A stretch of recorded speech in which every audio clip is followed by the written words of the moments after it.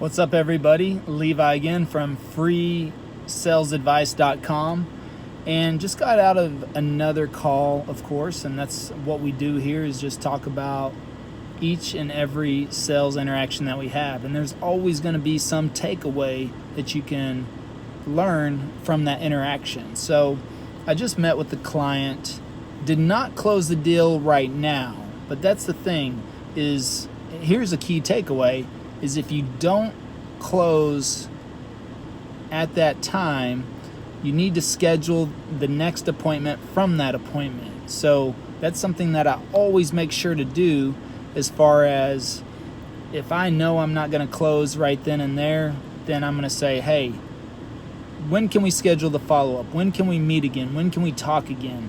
This really does a couple of things. Number one, it puts them on the spot. And more than likely, 95% of the time, they're going to go ahead and schedule with you. But the other 5 or 10%, they're not. And then this tells you exactly how serious they are about doing business with you.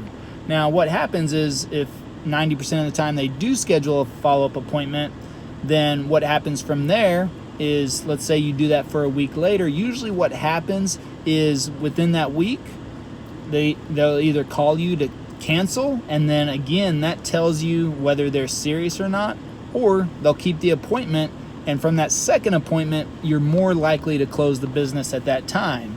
But what that does is it gives you both closure, as far as, what am I doing? Instead of chasing this person down for the next 1, 2, 3, 4, 5, 6, 7 weeks, just trying to get the next appointment, if you don't close it at that time, go ahead and schedule that appointment right then and there. And it really puts, I don't want to necessarily say pressure, but that's about what it is it applies a sense of urgency that, hey, now we've booked the next meeting, now it's up to them. If they really don't want it and they're just blowing you off, they're going to call you and cancel, but hey, at least you know exactly where they stand, and therefore you're not chasing them down for the next 6 to 8 weeks. And that's really the most important thing. It gives you both a sense of closure, and you don't have to feel bad about it. So, I mean, if they call and cancel, then you know, hey, that person doesn't want to do business. It's not the right time. Put them in your notes to follow up in 3, 6, or 9 months, or the next time the market crashes, or whatever it is the case may be.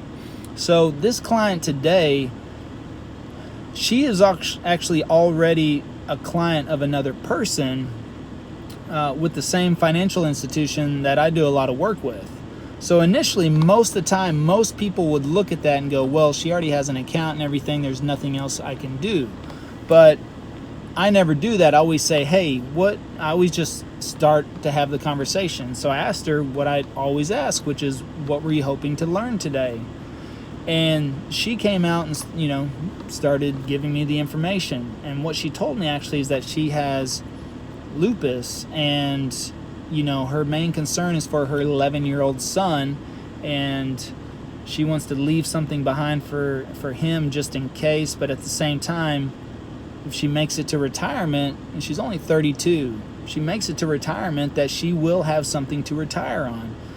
But she said this other agent didn't really offer a lot of solutions, and she had been denied for a life insurance policy.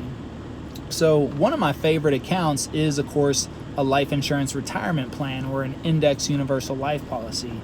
Really love those, because you don't have the income restrictions, you don't have the contribution limits, and they're really, really flexible. But to get that in place, you've got to find somebody with good health.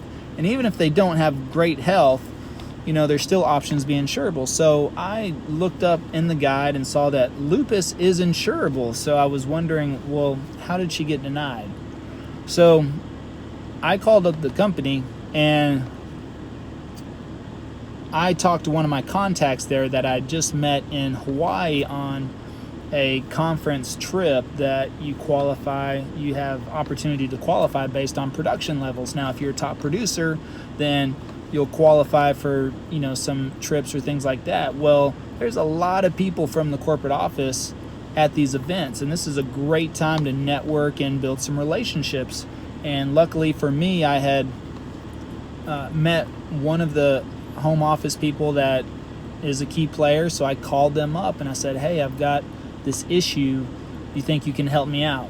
And so they referred me to an underwriter. So I spoke to an underwriter personally and now got his name and information and his email as direct contact.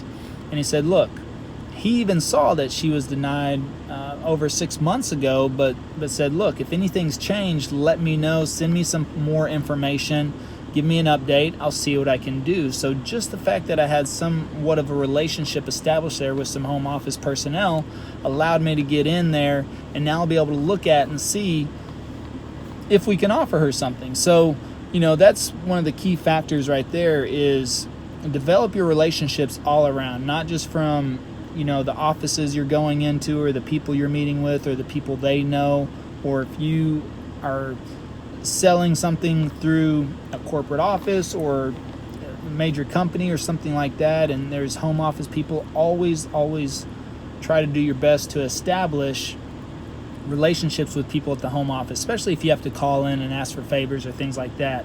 Always call in, be in a good mood, smile over the phone, and take care of them. Do whatever you can to make their lives easier, but when it's time for the favor, you won't feel bad asking for it. And if you've made some of those connections, they're more than happy to help you out, especially if you call or text them and you're looking for that little personal touch. So what we're going to do, and she actually has a follow-up with her doctor next week, so I told her, well, let's see what the doctor says next week. She believes that he's going to bring down her medication, that she's actually improving and getting better and things like that. So I said, hey, that's awesome.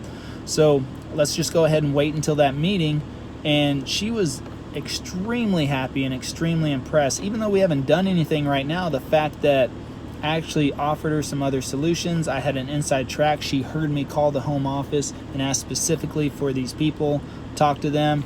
And now that she believes that there's another option for her, it really makes her excited. And she said, why doesn't this other agent do this for me? And I said, I'm not sure. So, it's not something that I'm never going to knock anybody else. And I don't know what those conversations were had, but most of the time, it's most people don't probe enough or ask enough questions. And I did. I asked her a lot of questions. As soon as she mentioned that, I asked her, hey, what's going on? What happened? How have you been dealing with it? How's it going? Is it under control?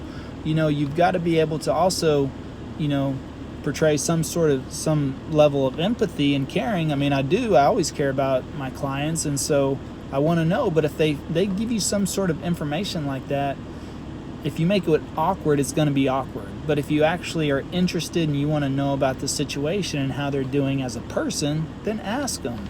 It's going to be relevant anyways, because you're going to have to ask that information if you want to move with them or work with them to get life insurance or an index universal life policy or something like that. So, that's really, really key.